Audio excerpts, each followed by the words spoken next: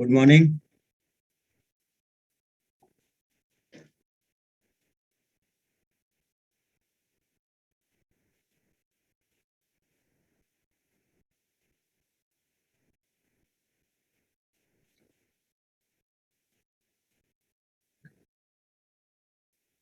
चलिए नेक्स्ट हम लोग स्टार्ट करते हैं। कल कहाँ तक हुआ था? Lord Chelmsford.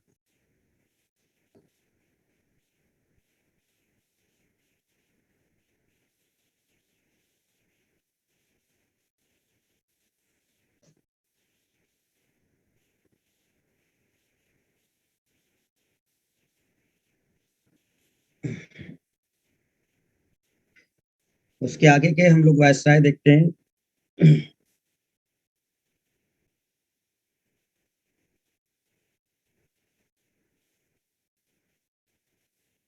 Lord reading.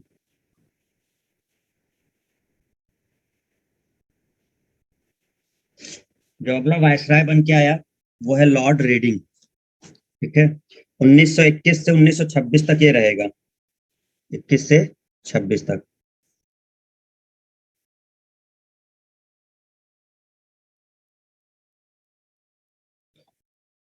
जो प्रमुख घटना है इसके समय की,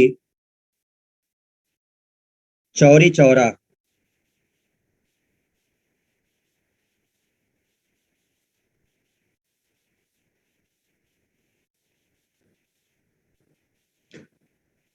बता, इसके बारे में हम कुछ डिस्क्राइब कर देंगे। चौरी चौरा क्या है?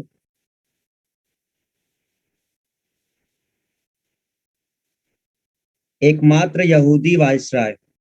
ये क्वेश्चन बना हुआ है कि कौन यहूदी वायसराय था। केरला का मोपला विद्रोह।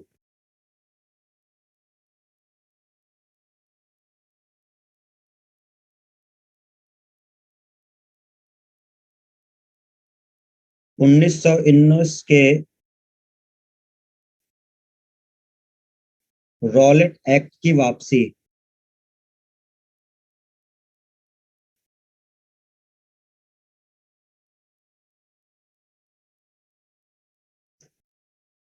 काकोरी ट्रेन डकैती।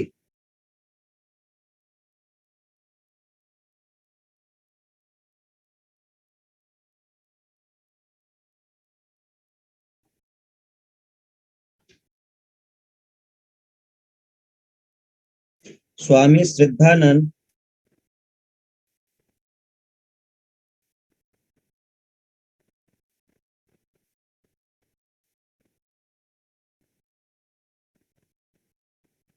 की हत्या।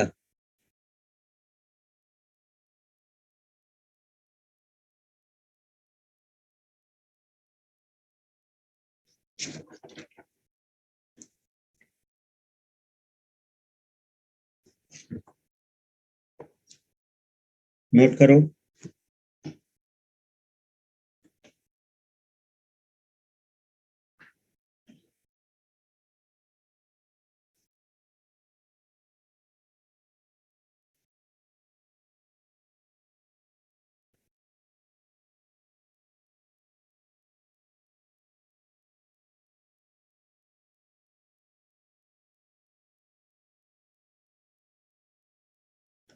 एक वर्ष समिति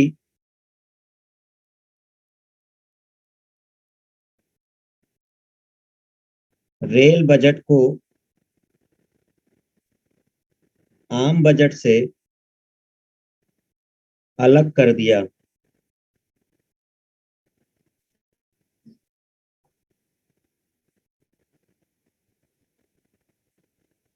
पहला रेल बजट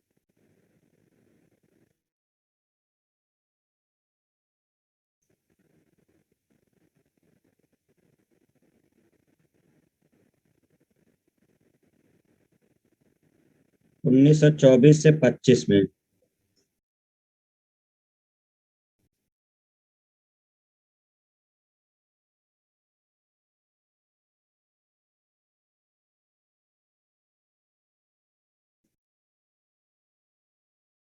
सीआर दास तथा मोतीलाल नेहरू द्वारा स्वराज पार्टी की स्थापना।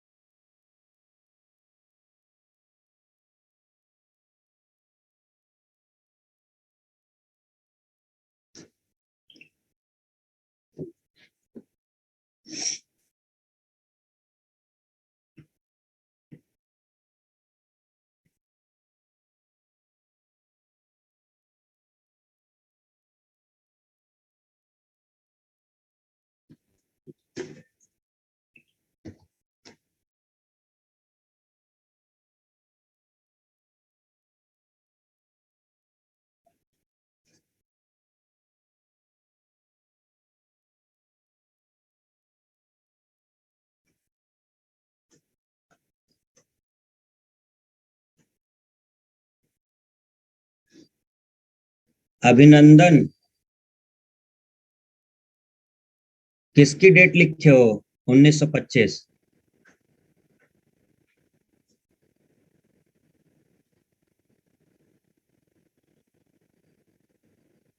कहाँ से पढ़ लिए हो?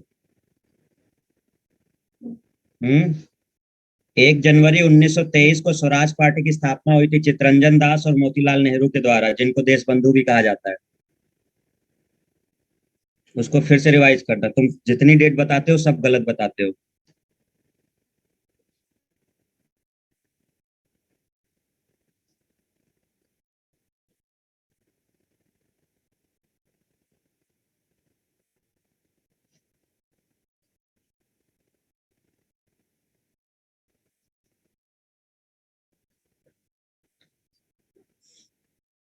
ठीक है, डेट सारी सही है, तुम परेशान ना हो, अपना रिवाइज कर लिया करो।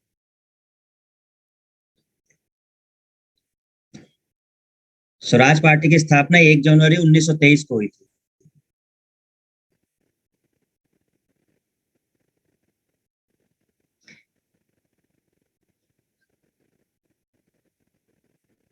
अरे बेटा, इधर अभिनंदन, काहे परेशान हो रहे हो?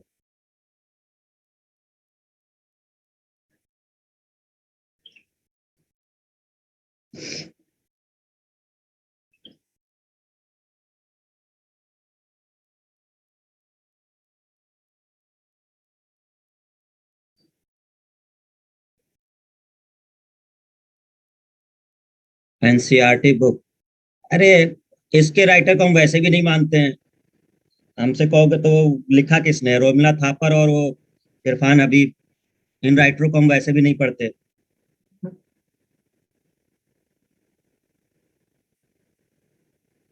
ठीक है, गलत डेट है उसमें किताब में।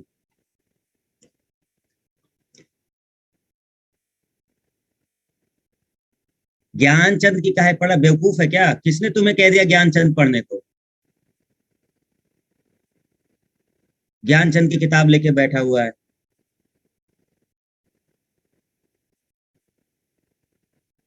एक तो तुम लोग ऑथराइज्ड किताबें नहीं पढ़ते हो, ऊपर से खुद परेशान होते रहते हो। इसीलिए सारी डेट गलत बताता है। जब भी करते तो ऐसी डेट लिखेगा कि वो डेट ही नहीं होगी।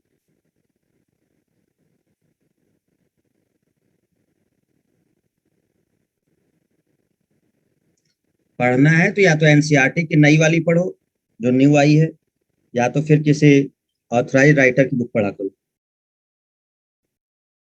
देखो, सबसे पहला पॉइंट जो था इसमें, चौरी चौरा, जो हम लोग बात करते हैं चौरी चौरा प्रकरण, ठीक है, 5 फरवरी 1922 ये चौरी चौरा हुआ था। तो थोड़ा सा समझा देते हैं चौरी चौरा में क्या हुआ था। चौरी चौरा असल में गोरखपुर में है। अगर चौरी चौरा की बात करेंगे ये कहाँ पर है? गोरखपुर में है, ठीक है। हुआ क्या था कि ये जो आंदोलन चल रहा था ना, ये असहयोग आंदोलन और ये सब जो चीजें चल रही थी 1920 में, ये असहयोग आंदोलन और खिलाफत आंदोलन, ये सब चीजें चल रही थी। तो इस असहयोग आंदोलन के तहत ही चौरी चौरा में क्या हुआ था कि बहुत सारी भीड़ थी। उन लोगों ने मिलकर एक पुलिस स्टेशन को जला दिया था। असल में वहां पे जो दरोगा था उसने किसी क्रांतिकारी को मार दिया था और इससे भीड़ भड़क गई थी। तो थाने में वो लोग छुप गए थे, जो पुलिस वाले थे वो थाने में छुप गए थे। और बाहर से क्या किया था कि उन लोगों ने, जो भीड़ थी उसने आग लगा दी थी। तो करीब 23 लोग मर गए थे, पुलिस वाले जो थे, दरोगा सही तो लगभग 23 लोग मर गए थे उसमें। तो यही चौरी चौरा प्रकरण कहा जाता है। डिटेल में हम बाद में आपको डिस्कस कर लेंगे, अभी थोड़ी सी बातें आप समझ लीजिए। तो चौरी चौरा एक जगह है गोरखपुर में, और असहयोग आंदोलन के तहत कुछ चीजें चल रही थी। तो अंग्रेज ने क्या किया था, दरोगा ने, कि किसी आतंकवादी को बहुत बुरी तरह से मारा था उनकी तरफ का। तो ये भड़क गए थे ये लोग, तो नारे वारे लगा रहे थे। तो ये लोग सब लोग छुप करके वहां बैठे थे, जला दिया। तो इसके बाद गांधी जी ने असहयोग आंदोलन वापस ले लिया था। उन्होंने कहा कि इस तरह से चीजें गड़बड़ है, ठीक है। तो ये चौरी चौरा प्रकरण था। एकमात्र यहूदी वायसराय, आपको ध्यान रखना है, केरला का मोपला विद्रोह। देखो केरला का मोपला विद्रोह क्या था कि केरल जो है, ये जो चल रहा था ना, ये एक खिलाफत आंदोलन, ऊपर अगर पढ़ा होगा आपने, ये वाला जो 1920 में खिलाफत आंदोलन शुरू हुआ था। असल में ये दो चीजें एक साथ हुई थी, एक तो असहयोग आंदोलन हुआ था और उसी समय खिलाफत आंदोलन था। तो गांधी जी ने जब असहयोग आंदोलन शुरू किया था तो उनका एक मोटो था, उनका मकसद ये था कि अंग्रेजों की हम सहायता नहीं करेंगे। और जो अंग्रेज मतलब जो जो ऐसे समझ लो कि जैसे स्कूल चला रहा है, कॉलेज चला रहा है। तो गांधी जी ने कहा कि आप स्कूल मत जाइए, जो पढ़ने वाले छात्र हैं स्कूल मत जाइए, कॉलेज मत जाइए। जो सरकारी नौकरी करने वाले हैं वो ऑफिस मत जाइए। और कोर्ट में अगर में कोई प्रैक्टिस करता है तो वो वहां ना जाए। मतलब एक प्रकार से सरकार का सहयोग करना था, मतलब उसकी सहायता नहीं करना। अब अगर कोई आदमी जाएगा नहीं तो ठप पड़ जाएंगे सारे संस्थान। तो ये एक प्रकार से असहयोग था कि सरकार को हमें सहयोग नहीं देना है। तो ये इस तरह से गांधी जी ने शुरू किया था। और इसी दौरान एक और आंदोलन हो गया था, खिलाफत आंदोलन। ये क्या था? खिलाफत को खलीफा से समझिए। खिलाफत को समझना है तो आप खलीफा समझेंगे। खलीफा, असल में तुर्की में क्या था ना कि कुछ चीजें गड़बड़ हो गई थी। वहां का जो शासक था और ये जो खलीफा थे तुर्की के, इसको गद्दी से हटा दिया गया था, मतलब खलीफा को। और अंग्रेजों का इसमें हाथ था। गांधी जी ने सोचा कि असहयोग आंदोलन तो चल ही रहा है, क्यों ना हम खलीफा आंदोलन, मतलब इनको शामिल कर ले। देखिए क्या था, जो मुस्लिम थे भारत के, वो अपने खलीफा का समर्थन कर रहे थे। मतलब भले वो भारत में रहते थे लेकिन वो समर्थन खलीफा का करते थे जो तुर्की के थे। तो मुस्लिम पूरे के पूरे खलीफा के साथ थे कि उसको गद्दी पे बैठाओ। भाई हमारा एक क्वेश्चन है कि आप जब भारत में रहते हैं तो आपको तुर्की से क्या लेना देना था? ठीक है, बट फिर भी चलिए कोई बात नहीं। तो सारे मुस्लिमों ने तुर्की के खलीफा का समर्थन किया कि इसको वापस गद्दी पे बैठाया जाए। और गांधी जी, देखो कई सारे पॉइंट्स हैं जहां पे हम गांधी जी से थोड़ा सा सहमत नहीं है, बहुत सारे पॉइंट्स हैं। ठीक है, नो डाउट अच्छे व्यक्ति थे, लेकिन कुछ पॉइंट्स हैं जो गलती देखो हर किसी से होती है, कोई ना कोई पॉइंट है जहां पे उनको रियलाइज हुआ कि गलती हुई है। गांधी जी ने क्या किया कि खिलाफत आंदोलन को समर्थन दे दिया। और समर्थन उन्होंने कुछ और सोच के दिया था। असल में उन्होंने सोचा कि अगर हम खिलाफत आंदोलन का समर्थन करेंगे तो जो भारत के मुस्लिम हैं वो हमारे साथ हो जाएंगे, क्योंकि खिलाफत आंदोलन है तो खलीफा का है, तो सारे मुस्लिम जो देश के हैं वो भी हमारे असहयोग आंदोलन में शामिल हो जाएंगे। तो उनका मेन मोटो ये था कि असहयोग आंदोलन में शामिल कराना था उन्हें, मतलब ये था। लेकिन उनको इसका दूरगामी परिणाम नहीं समझ में आ रहा था कि आगे चल के होगा क्या। ये उनकी बहुत बड़ी गलती हुई, जिसकी वजह से ये खिलाफत आंदोलन को इन्होंने समर्थन जो दिया था। रीजन क्या निकला कि केरल में मुसलमान थे जिनको मोपला मुसलमान कहा जाता है, मोपला, ठीक है। तो ये जो खिलाफत आंदोलन था जो तुर्की के खलीफा के खिलाफ शुरू हुआ था, इसने बहुत ज्यादा एक दंगे का रूप ले लिया। मतलब आपकी बुक इसको नहीं बताएगी। आप नॉर्मल बुक पढ़ोगे तो आपको ये सब बस एक वो लगेगा कि खिलाफत आंदोलन एक नॉर्मल सा था, बस केवल अंग्रेजों के खिलाफ था। अंग्रेजों के खिलाफ था तो, लेकिन इसने एक गलत धारणा अपना ली थी। इसमें मुस्लिम जो थे वो कट्टरपंथी हो गए थे, जो केरल के थे। इन्होंने सोचा कि खिलाफत आंदोलन के आड़ में हम कुछ और भी कर सकते हैं। तो इन लोगों ने केरल में जो मुस्लिम थे मोपला, ये एक मोपला मुस्लिम कहे जाते हैं, इन लोगों ने हिंदुओं के खिलाफ शुरू कर दिया। जबकि ये हुआ था कि तुर्की के खलीफा को गद्दी पे बैठाना था। बट इन लोगों ने अब ये सोचा कि मैं हम लोग क्यों ना एक पूरे क्षेत्र को ही अपने अधिकार में ले लें। ये चीज केरल से शुरू हुई, और केरल में बहुत बड़े लेवल पर हिंदुओं को मारा गया, जिसका अंदाजा लगाना कठिन है, बट कुछ किताबें कहते हैं कि 10,000 के आसपास था। आप इसका सोच नहीं सकते, कभी पढ़ोगे तो पता चलेगा, हम बता नहीं रहे वो चीजें। ये बहुत खतरनाक चीजें हुई थी, और गर्दनें काट दी गई थी सबकी। कुएं जो थे वो लाशों से पट गए थे। ठीक है। अब आपको लग रहा होगा कि सर इस तरह बता रहे हैं, बट ये रियलिटी यही है। ठीक है। 1921 का जब मोपला विद्रोह हुआ था केरल का, कई गांव ऐसे थे जहां से हिंदुओं को पूरी तरह से खत्म कर दिया गया, और बहुत सारी ऐसी चीजें थी जो मोपला में हुआ था। बट जब आप पढ़ोगे तो आपको कहा जाएगा कि मोपला विद्रोह एक अंग्रेजों के खिलाफ विद्रोह था। ठीक है, अंग्रेजों के खिलाफ था, तो आपने हिंदुओं को क्यों मारा, दूसरे लोगों को क्यों मारा? अगर आप अंग्रेजों के खिलाफ थे तो आप सब साथ में मिलकर के खिलाफत आंदोलन लड़ते। ठीक है। तो एजेंडा गलत हो गया। कुछ समय के बाद गांधी जी को यह समझ में आया। उन्होंने कहा कि ये खिलाफत आंदोलन में निर्णय देना मेरा गलत हो गया। इनको बाद में समझ में आया, लेकिन तब तक हाथ से चीजें निकल चुकी थी। ठीक है। तो ये बहुत सारी है, ये एक किताब है। खैर आप लोग वो न पढ़े तो बेहतर ही है। वीर सावरकर जी ने लिखी है, मोपला विद्रोह। जरूरत कभी होगी तो हम आपको वो भेज देंगे। ठीक है। तो वीर सावरकर जी द्वारा लिखी गई है मोपला विद्रोह। एक एक चीज डिस्क्राइब है कि मोपला विद्रोह में क्या हुआ था। ठीक है। वो हमारे पेपर में आता नहीं है, इसलिए हम आपको बता नहीं रहे। बस जितना जरूरी है बस इतना समझ लो। ठीक है। तो केरल में ये विद्रोह हुआ था जिसमें गांधी जी का भी समर्थन प्राप्त था। जहां इस पॉइंट से हम असहमत है कि अगर गांधी जी ने ये नहीं किया होता तो कुछ चीजें सही रहती। ठीक है। गांधी जी ने कई जगहों पे गलती की है, बट गलती तो खैर हर जगह होती रहती है, व्यक्ति के दोनों पॉइंट है, एक सिक्के के दो पहलू होते हैं, तो उसकी वजह से हम उनको इग्नोर नहीं कर सकते। वो एक महान व्यक्ति थे। ठीक है। 1919 के रॉलेट एक्ट, अगर 1919 का रॉलेट एक्ट देखें तो ये क्या था? रॉलेट एक्ट एक्चुअल में क्या था? विद्रोह तो खैर काफी दूर तक फैला था हर्षवर्धन, जो मतलब खिलाफत था, बट एक्चुअल में केरल में ज्यादा था।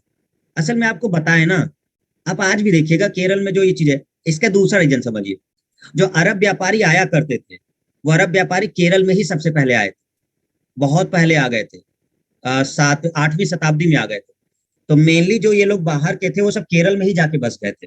इसलिए ये चीजें थोड़ा गड़बड़ हो गई थी केरल में, और आज भी चलता है। आज भी वो वैसी चीजें नहीं है, बट हम उसमें नहीं पढ़ेंगे। वो सब पॉलिटिक्स है और सांप्रदायिक चीजें। ठीक है। तो 1919 के अगर रॉलेट एक्ट की बात करें, तो 1919 का जो रॉलेट एक्ट था ये क्या था? रॉलेट एक्ट में एक प्रावधान रखा गया था कि जैसे इमरजेंसी समझ लो, जैसे इंदिरा गांधी जी ने इमरजेंसी जब लगाई, तो इमरजेंसी जब लगती है तो उस समय क्या होता है कि सारे अधिकार आपके खत्म हो जाते हैं। आपको जेल में डाला जा सकता है बिना किसी सुनवाई के, बिना कुछ बताए। ठीक है। जैसा कि जब इंदिरा गांधी जी के समय में इमरजेंसी हुआ था, ऐसा ही रॉलेट एक्ट में कुछ प्रावधान था कि आपको बिना कोई मुकदमा चलाए, बिना कुछ आपको रीजन बताए, आपको जेल में डाल दिया जाएगा, और इसके बाद जो करना है आप करते रहिए। तो रॉलेट एक्ट इनको ये पावर दे रहा था अंग्रेजों को कि आपको अगर लगता है कि कोई व्यक्ति सरकार के खिलाफ जा रहा है, कुछ गड़बड़ कर रहा है, तो आप उसको जेल में डाल सकते हैं। ठीक है। तो इस तरह के कुछ कठोर नियम बनाए गए थे, और इसके विरोध में ही ये गांधी जी लोग थे, जब असहयोग आंदोलन वगैरह चालू किया गया था। तो वो इसी वजह से ही चालू किया गया था, रॉलेट एक्ट की वजह से। ठीक है। और भी कई सारे रीजन थे, जिनमें से एक रॉलेट एक्ट भी था। ठीक है। तो रॉलेट एक्ट को भी वापस ले लिया गया था। ठीक है। 1919 में जब ये चीजें देखी गई, काकोरी ट्रेन डकैती। काकोरी एक जगह पड़ता है लखनऊ में, लखनऊ से 14 किलोमीटर दूर के आसपास देखोगे तो आपका काकोरी पड़ता है। तो डिस्ट्रिक्ट जो पड़ता है वो लखनऊ पड़ता है। ठीक है। तो इसमें ट्रेन डकैती हुई थी। ये इसके बारे में शायद आप लोग जानते होंगे, काकोरी। ठीक है, तो काकोरी के बारे में सुने, काकोरी ट्रेन डकैती?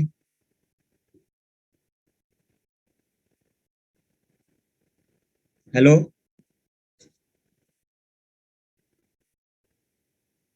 Yes sir. तो काकोरी ट्रेन डकैती में तुम लोग वीडियो थोड़ा ओपन रखा करो भाई। हम पढ़ाएं किसको? जब सामने रहोगे ही नहीं तो हम पढ़ाएंगे किसको? मजा नहीं आता है भाई, सामने नहीं रहते हो तो फिर वो समझ में नहीं आता पढ़ा किसको रहे। हाँ, तो काकोरी ट्रेन डकैती में जो आपका रहता है, तो उसमें सिंपल सा पॉइंट ये था कि काकोरी लखनऊ में एक जगह है, और इसमें कई लोग शामिल थे। चंद्रशेखर आजाद, राम प्रसाद बिस्मिल, ठीक है, ठाकुर रोशन सिंह, और कई बड़े बड़े, डिटेल में हम बाद में इसको बता देंगे, बस थोड़ा सा इस समय वायसराय चल रहा है तो उसके हिसाब से समझ लो। अ, डकैती हुई थी, ठीक है, और पैसा लूटा गया था सरकार, जिसमें चंद्रशेखर आजाद को तो खैर नहीं पकड़ पाए ये लोग। राम प्रसाद बिस्मिल और कई सारे लोग पकड़े गए थे, और राम प्रसाद बिस्मिल, इन लोगों को फांसी दे दी गई थी। डिटेल में बताएंगे कि क्या किया गया था। कई लोग को काला पानी की सजा दी गई थी, कई को फांसी दी गई थी।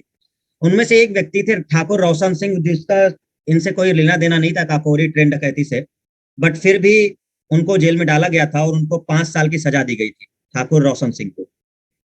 तो ठाकुर रोशन, देखो उस समय के आतंकवादी कैसे हुआ करते थे कि, अरे नाम में मत परेशान हो भाई, जो चीजें होती हैं वो सुना करो, तुम लोग को पता ही नहीं कि पढ़ना क्या होता है।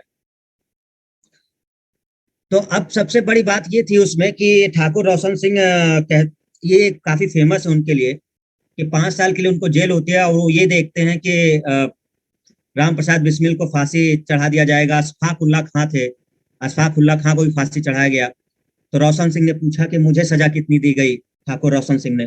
तो कहा कि आपको 5 साल की सजा दी गई है। तो कहते हैं बस 5 साल की? तो उन्होंने तुरंत अपना जूता वगैरह निकाला, जो अंग्रेज अधिकारी था उसको उसी समय पीट दिया उससे। कहते कि आप सजा बढ़ाओ हमारी। तो मतलब ये हाल था कि मतलब बाकी जो हमारे साथी हैं, उनको फांसी दिया जा रहा है और हमको खाली 5 साल की सजा दी जा रही है, ये क्या चल रहा है? तो फिर से मुकदमा चला उन्हें, और फिर से उनको फांसी दे दी गई।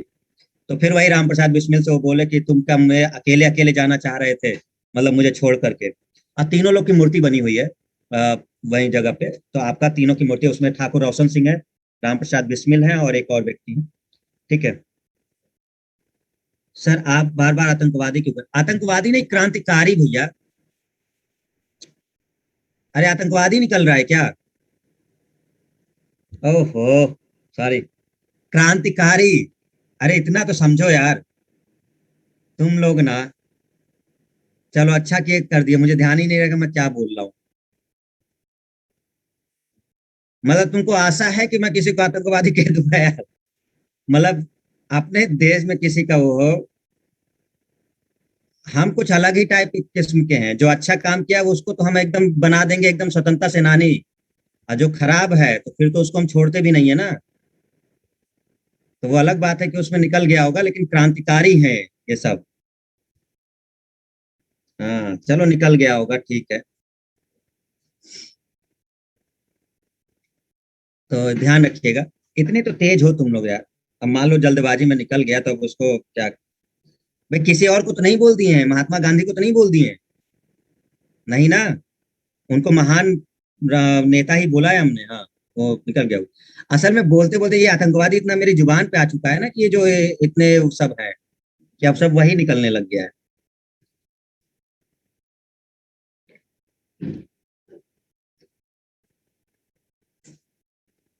चलिए ठीक है, आगे। तो 1919 की रॉलेट एक्ट की वापसी हो गई, काकोरी ट्रेन डकैती हो गई, ठीक है, ये चीज थी। स्वामी श्रद्धानंद की हत्या हुई, स्वामी श्रद्धानंद की हत्या हुई। देखो ये जो स्वामी श्रद्धानंद की हत्या थी, यहाँ भी हम गांधी जी से थोड़ा सा सहमत हैं। गांधी जी ने यहाँ भी एक गलती करी। मतलब कुछ ऐसी चीजें थी जिसको हम एक प्रकार से अगर कहें तो तुष्टिकरण कह सकते हैं, कि गांधी जी ने कुछ पॉइंट्स पर तुष्टिकरण किया, ठीक है। और स्वामी सिद्धानंद जो थे, ये एक समाज सुधारक थे, ठीक है।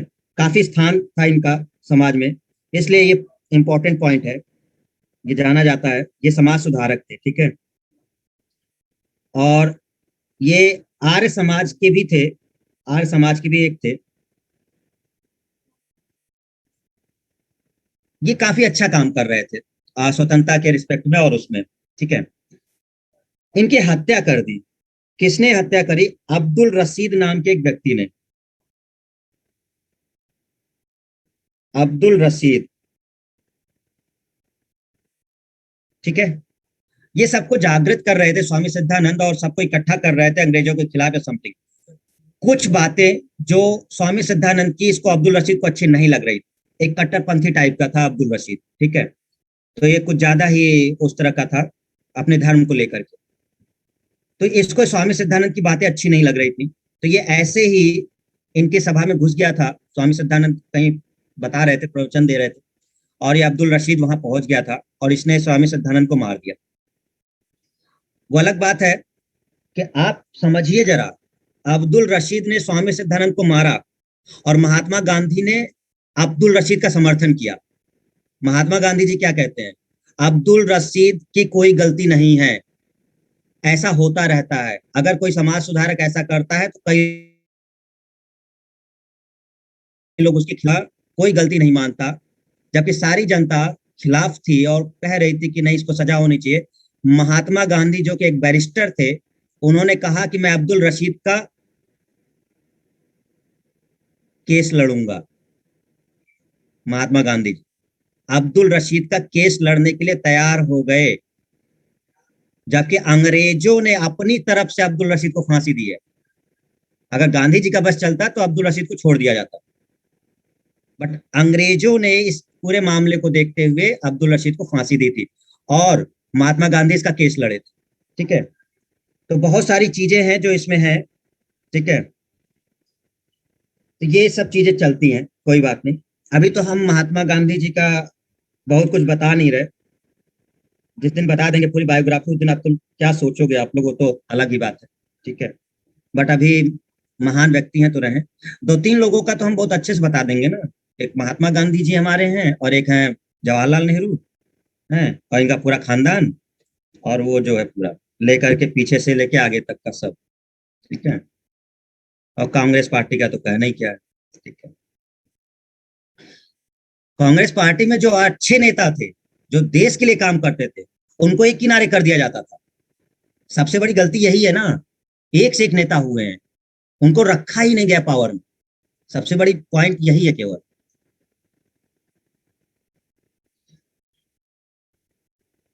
इनके बारे में रियलिटी पढ़ना हो तो कौन सी बुक पढ़ सकते हैं? तुमको पढ़ने की जरूरत ही नहीं है, तुम एग्जाम का पढ़ो। हाँ, तुम एग्जाम का पढ़ो तुम लोग। श्रुति कह रहे कौन सी पढ़े? भैया तुम अपना एग्जाम पढ़ लो पहले। हाँ, जब एग्जाम निकल जाए तब पूछना तो हम बता देंगे, ठीक है। ये एक इंटरेस्ट के बात पर है, ये ऐसे नहीं पढ़ा जाता कि तुम उठाए किताब पढ़ने लग गए। जब इंटरेस्ट होगा तभी पढ़ोगे। एक सब्जेक्ट का इंटरेस्ट होता है कि मुझे पढ़ना क्या है, ठीक है। देश को आजादी दिलाने में नहीं, गांधी जी हैं अच्छे व्यक्ति। अरे तुम लोग एकदम गधे ही हो का। हम कुछ बोलते हैं तो तुम लोग उल्टे समझते हो। हमने क्या कहा? एक सिक्के के दो पहलू होते हैं। अगर उसके अच्छे काम है तो उनके बुरे काम भी हैं। तो किसी के केवल बुरे काम की वजह से उसको इग्नोर नहीं किया जाता, समझ गए। अगर उन्होंने 80% अच्छे काम किए होंगे तो 20% उन्होंने खराब काम किए होंगे। तो अब उस 20% के लिए हम किसी व्यक्ति को इग्नोर नहीं कर सकते। यही चीजें गड़बड़ है ना। जानना सब कुछ चाहिए, लेकिन अपना दिमाग लगाओ कि उसमें क्या है। तो महात्मा गांधी जी बहुत अच्छा काम किए हैं, खराब नहीं किए हैं। अब उन्होंने 80% अच्छा काम किया है, तो कुछ परसेंट तो गलतियां हुई है ना। तो बस वही पॉइंट है, ठीक है। तो एकवर्थ समिति, अब अगर हम देखें कि एकवर्थ समिति एक ऐसा समिति आया था कि एकवर्थ समिति में रेल बजट को आम बजट से अलग कर दिया गया। तो ये वो समय है, देखिए लॉर्ड रिडिंग की समय का वो समय है जब एकवर्थ समिति बनाई गई और इस समय रेल बजट को आम बजट से अलग कर दिया गया था। रेल बजट अलग से प्रस्तुत किया जाता। अब देखो रेल बजट भी साथ में हो गया है, ठीक है। और पहला जो रेल बजट पृथक किया गया था, जो पहला लागू किया गया, वो 24-25 में, 1924 और 25 में। तो ये डेट आपको याद रखना है कि कब रेल बजट को आम बजट से अलग किया गया था। और अब तो दोनों एक साथ ही आ रहा है, ठीक है।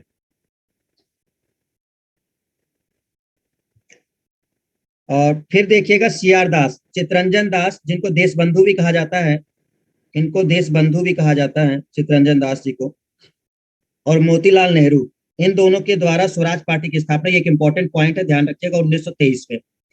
चितरंजन दास ये इनको देश बंधु के नाम से भी जाना जाता है, चित्तरंजन दास और देश बंधु इन्हीं को बोला जाता है। और मोतीलाल नेहरू, मोतीलाल नेहरू कौन थे?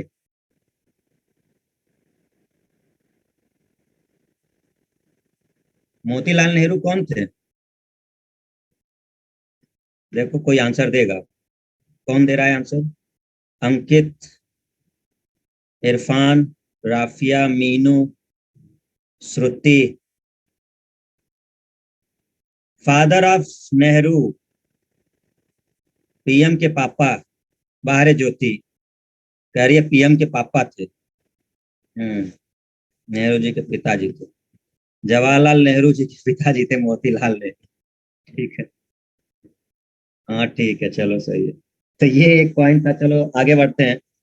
तो थोड़ी थोड़ी चीजें हमने बता दी जिससे आपको थोड़ा क्लियर है कि एक्चुअल में क्या चीजें थी। आगे बढ़ते हैं क्योंकि वायसराय अब हम लोग को कंप्लीट करना है इस समय, फिर ताकि अगला टॉपिक हम देख सकें, नहीं तो ये बड़ा टॉपिक बढ़ता जा रहा है। पता नहीं क्यों एक ही आदमी को नहीं भेज सकते थे 10-20 साल के लिए, पढ़ना कम पड़ जाता। तो 4-4 साल में बना दिया इन लोगों ने, पढ़ते रहो। हैं? हम तो कह रहे एक है वायसराय को 30 साल तक बना दिए होते, दूसरे को बना दिए होते, खत्म हो जाता सब, अपना 2-3 वायसराय पढ़ के निपट जाते। लॉर्ड इरविन, लॉर्ड इरविन 1926 से 1931। तो अब लॉर्ड इरविन बन के आया है 26 से 31 में। इसके समय में भी काफी चीजें होंगी, देखिएगा। डिटेल में हम लोग करेंगे, थोड़ा बहुत बता देंगे, बाकी हम डिटेल में आगे करेंगे। जो एक सबसे बड़ा नाम आप लोग सुनते हैं, साइमन कमीशन। साइमन कमीशन का भारत आगमन 1928।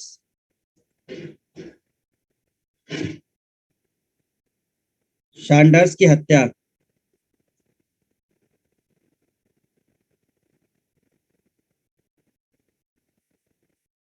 दिल्ली विधानसभा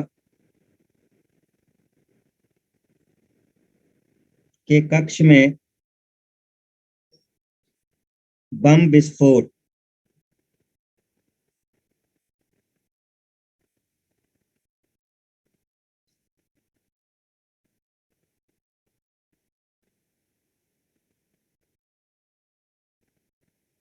लाहौर अधिवेशन में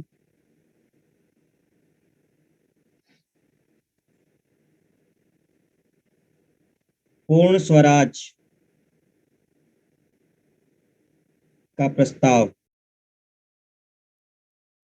1929।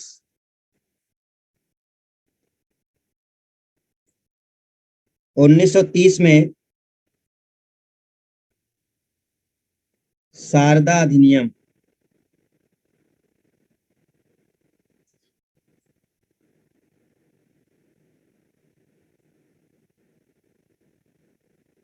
विवाह की उम्र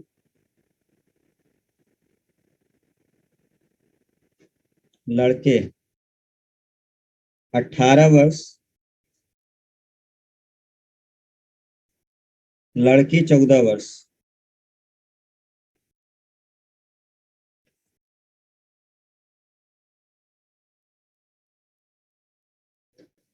सविनय अवज्ञा आंदोलन,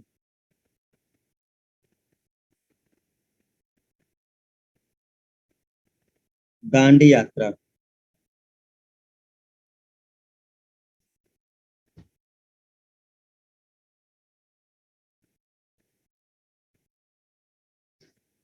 प्रथम गोलमेज सम्मेलन,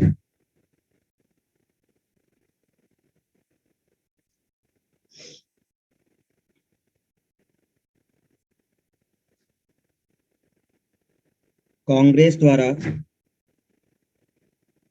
बहिष्कार।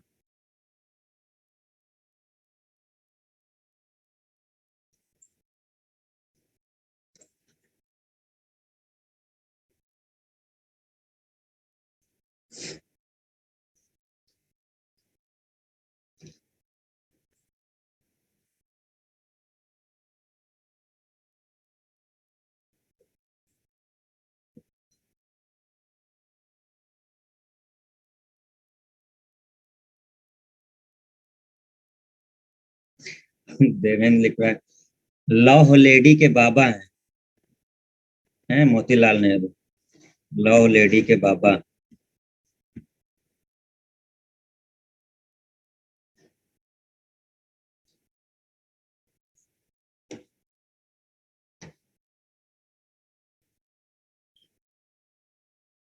अच्छा ये बताओ, जब ये लोग नेहरू थे तो गांधी कैसे हो गए?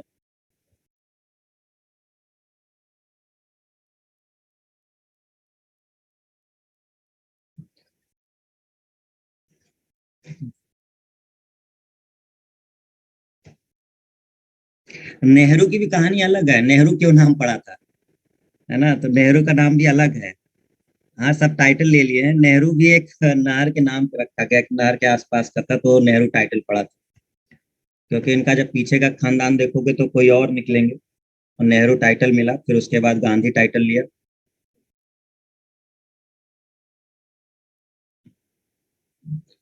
फिरोज गांधी से शादी किए थे, फिरोज गांधी नहीं थे भाई, फिरोज पारसी। जाने दो, हम उसमें नहीं पढ़ रहे, ठीक है। वो चीजें छोड़, राजरानी जग जाओ। हैं? इतनी अच्छी कहानी थोड़ा सुना रहे हैं कि तुम एकदम सो ही गए। और जब सोना होता है तो बंद कर लिया करो कैमरा, है ना? कम से कम ये समझ लो। हाँ, बाकी चलते थोड़ा रहो साथ में तो ठीक है। नेहरू में दम नहीं था इसलिए अरे यार, ऐसे से कौन है ये? सत्यजीत, एक से एक ऐसा। तुम लोग ना, छोड़ो, चलो। नेहरू जी पैसे वाले थे, सब खेल पैसे का है, अभी आपको पता ही नहीं है। नेहरू जी खानदानी रईस थे, तो बहुत सारी चीजें मैटर करती हैं इस पर, ठीक है।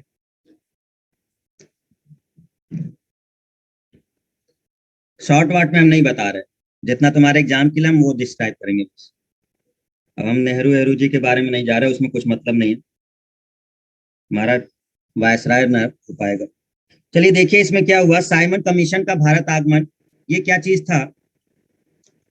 तो साइमन कमीशन एक बनाया गया था, ठीक है। और इसमें 7 जो हैं ब्रिटिश सांसद को रखा गया था। तो 7 ब्रिटिश सांसद को इसमें रखा गया था। तो 7 ब्रिटिश सांसदों का ये एक्चुअल में समूह था, ठीक है।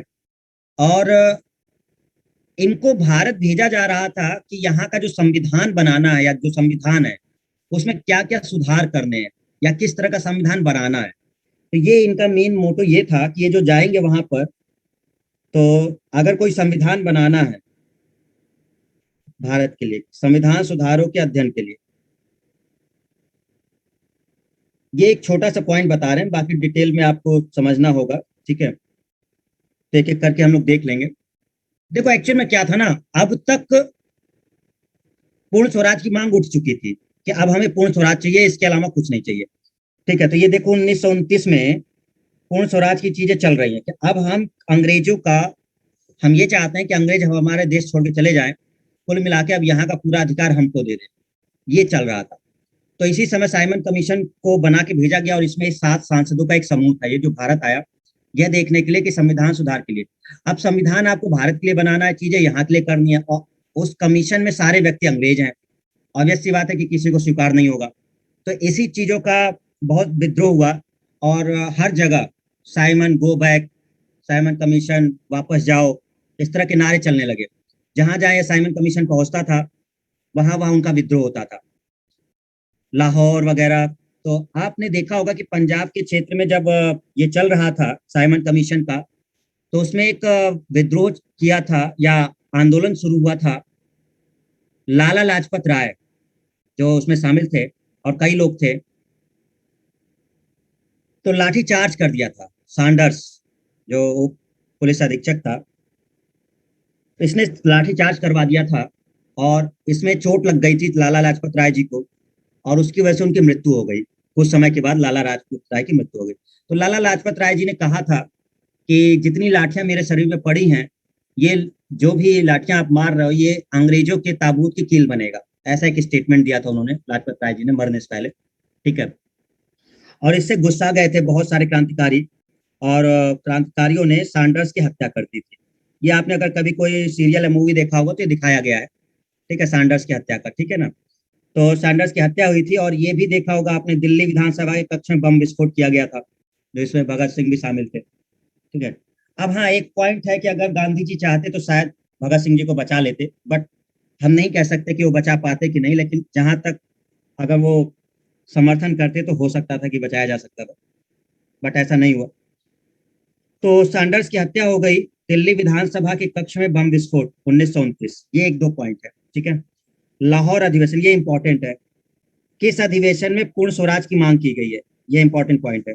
ये क्वेश्चन ऐसे बनता है, किस अधिवेशन में पूर्ण स्वराज की बात की गई है या प्रस्ताव रखा गया है। तो ये 1929 में किया गया था, ये आपको याद रखना है, ठीक है, इसको ध्यान रखिएगा, ये काफी इंपॉर्टेंट है। एक अधिनियम लगाया गया, शारदा अधिनियम।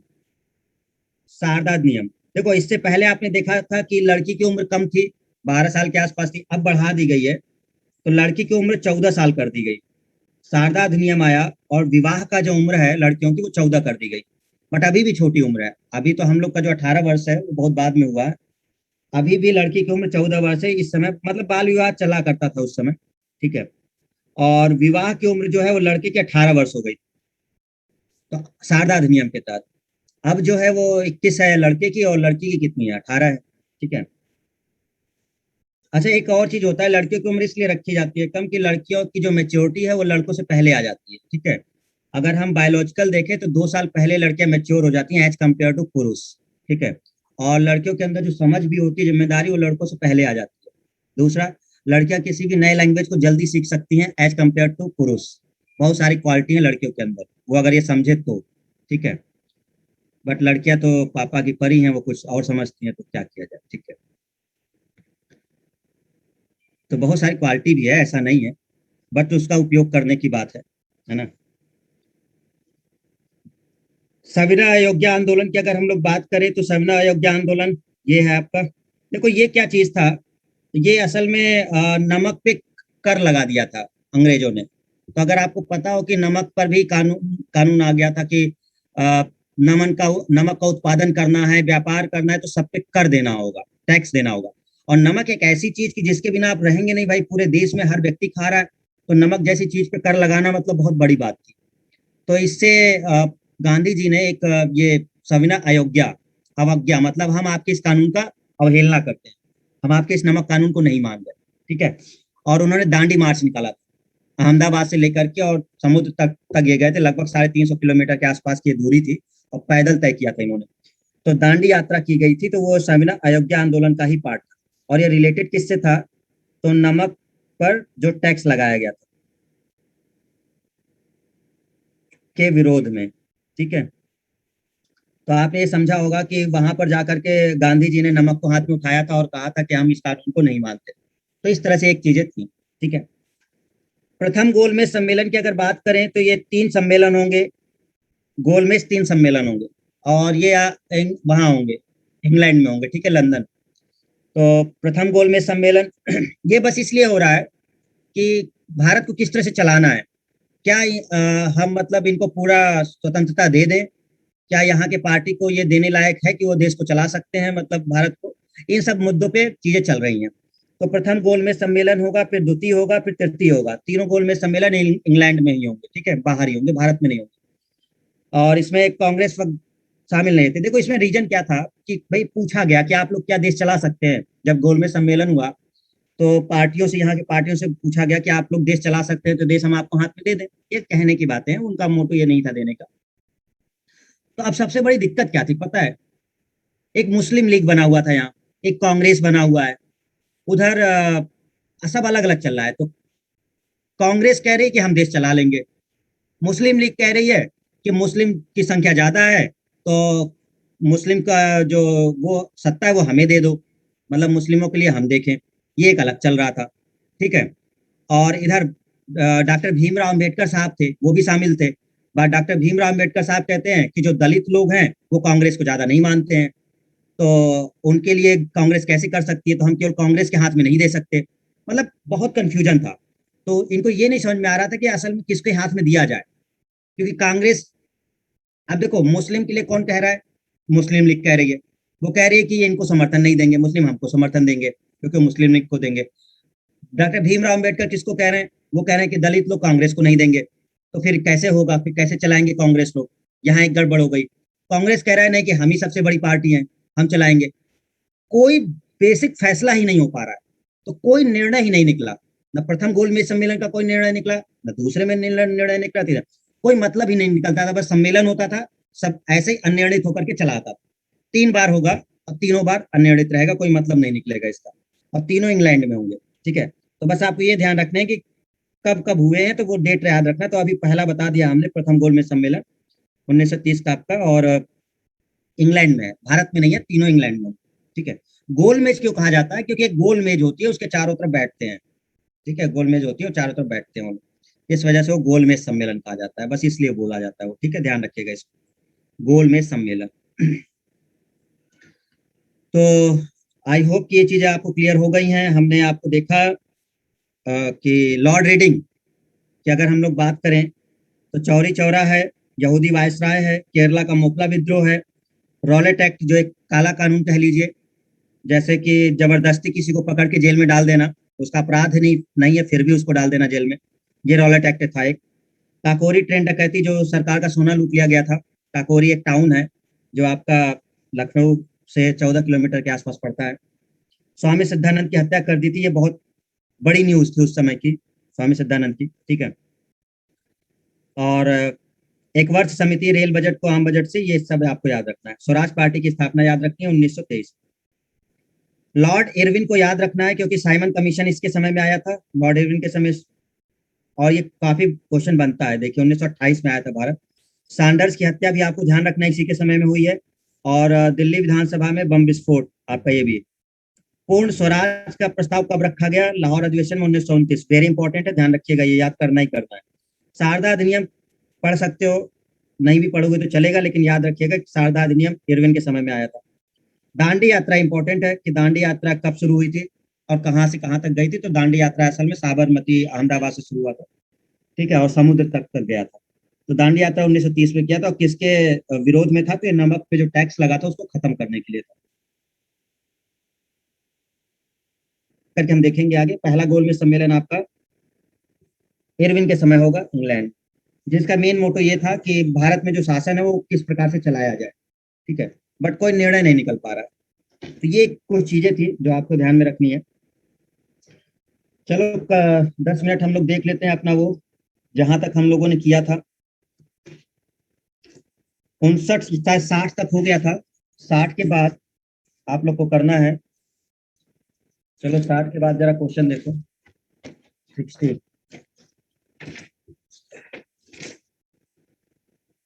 तो लास्ट क्वेश्चन जो आपका 60वां था वो था, निम्नलिखित में से किस गवर्नर जनरल ने भारत में दास प्रथा को समाप्त किया था ना। तो दास प्रथा को किसने समाप्त किया था, लॉर्ड एलन बरो ने, है ना। अच्छा, इसके बाद का अगर देखोगे आप, आपको युग्म सुमेलित करना है।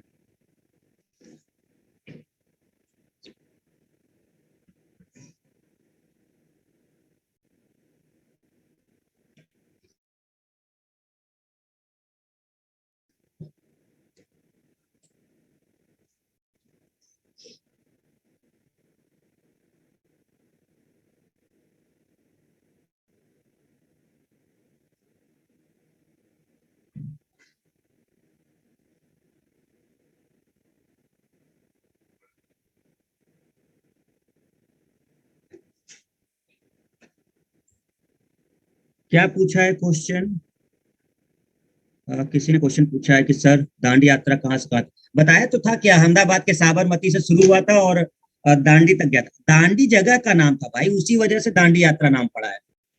दांडी यात्रा क्यों नाम पड़ा है, दांडी जो समुद्र तटीय एक इलाका है, वहां तक वो पहुंचे थे और वहां पर उन्होंने नमक उठाया था, इसलिए उसे दांडी यात्रा कहते हैं। तो साबरमती से दांडी तक चला था। ठीक है, कौन सा एक युग्म सही सुमेलित है, लॉर्ड कॉर्नवालिस, क्या स्थायी बंदोबस्त, ये एक है तो सही है, पहले ही सही है। नॉर्थ कॉर्नवालिस ने क्या किया था, स्थायी बंदोबस्त किया था, है ना। 62वां कौन सा सही सुमेल नहीं है?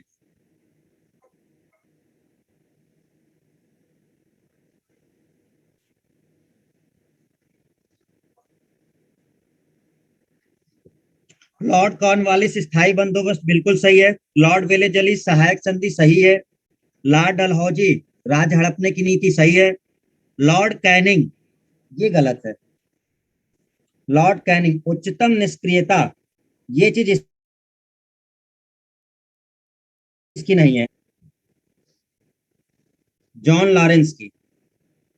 अफगानिस्तान के मामले में जॉन लॉरेंस ने एक उच्चतम निष्क्रियता दिखाया कि मतलब सामने से ये दिखा रहा है कि मैं आपके उसमें कोई भी इंटरेस्ट नहीं ले रहा हूँ, लेकिन अंदर अंदर कुटिल चाल चल रही है उसकी। तो लॉर्ड कैनिंग का उच्चतम निष्क्रियता नहीं है, ठीक है, ये जॉन लॉरेंस का है।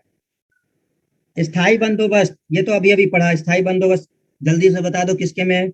अब तक तो याद हो गया होगा, कॉर्नवालिस है ना, याद हो गया ना सबको, ठीक है। 64 कौन सा सही सुमेलित नहीं है? कॉर्नवालिस स्थायी बंदोबस्त सही है। वेलेजली सहायक संधि सही है। लॉर्ड हेस्टिंग बताओ, लॉर्ड हेस्टिंग द्वितीय आंग्ल मराठा युद्ध और लॉर्ड विलियम बेंटिंग 1829 का 17वां रेगुलेशन, ये सही है। गलत ये वाला है, लॉर्ड हेस्टिंग वाला। कौन सा ऑप्शन गलत है? लॉर्ड हेस्टिंग वाला। देखो इसने लिखा है कि द्वितीय आंग्ल मराठा युद्ध, जी नहीं, तृतीय आंग्ल मराठा युद्ध, तीसरा हुआ था, दूसरा नहीं हुआ था, तीसरा हुआ था। तो लॉर्ड हेस्टिंग के समय तीसरा आंग्ल मराठा युद्ध हुआ था, थर्ड वाला, ठीक है।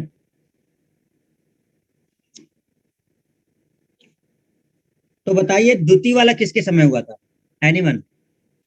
अगर ये तीसरा वाला लॉर्ड हेस्टिंग के समय हुआ था तो दूसरा किसके समय हुआ था? वेलेजली के समय हुआ था।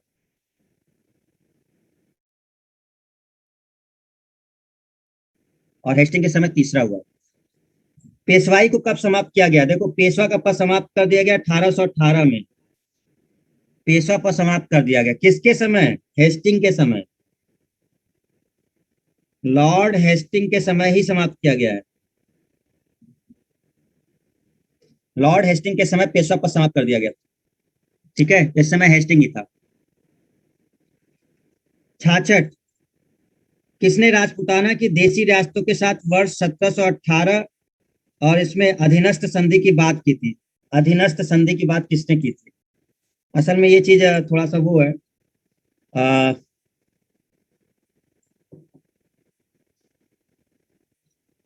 एक रेजिडेंट था ये उस समय, ठीक है, चार्ल्स मेटकॉफ, उसने किया था। ब्रिटिश रेजिडेंट था चार्ल्स मेटकॉफ, इसके द्वारा वार्ता हुई थी।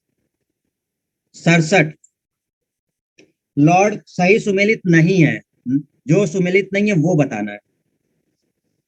लॉर्ड कॉर्नवालिस स्थायी बंदोबस्त सही है। लॉर्ड वेलेजली सहायक संधि प्रणाली सही है। सर जॉन सो सही है या गलत है? आंग्ल नेपाल युद्ध, लॉर्ड हेस्टिंग तृतीय आंग्ल मराठा युद्ध, गलत है, सी गलत है। क्योंकि सर जॉन सोर के समय आंग्ल नेपाल युद्ध नहीं हुआ था। आंग्ल नेपाल युद्ध किसके समय हुआ था? Lord Hasting,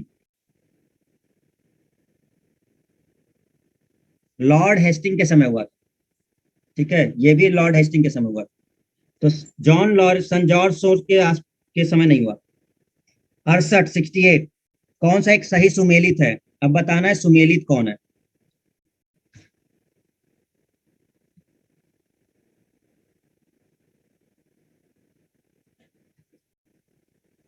Lord Ellenborough, Lord Dalhousie, Lord Wellesley, sir John Shore, कौन सा सही है?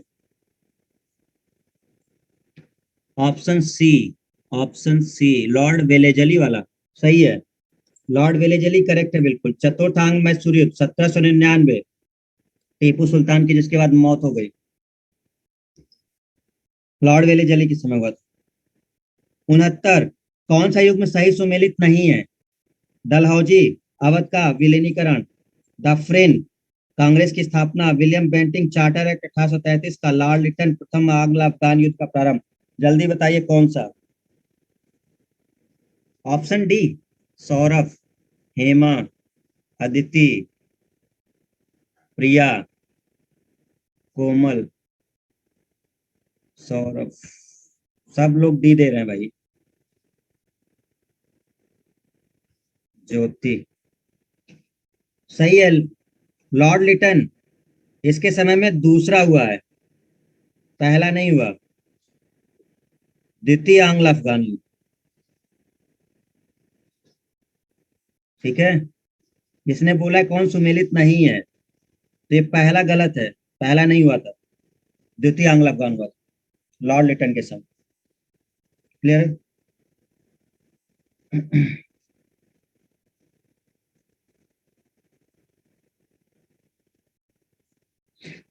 चलिए बस ठीक है। वाइस कल ये टॉपिक कंप्लीट हो जाएगा। अब कितने लोग बचे हैं? चार लोग बचे हैं, चार केवल बचे हैं, कल खत्म हो जाएगा। कल के बाद फिर हम लोग चलेंगे 1857 की क्रांति, और फिर क्रांति के बाद हम लोग आंदोलन पढ़ेंगे, जो मेन मेन आंदोलन है। तो कल ये खत्म कर लेंगे, उसके बाद 57 की क्रांति पढ़ते हैं।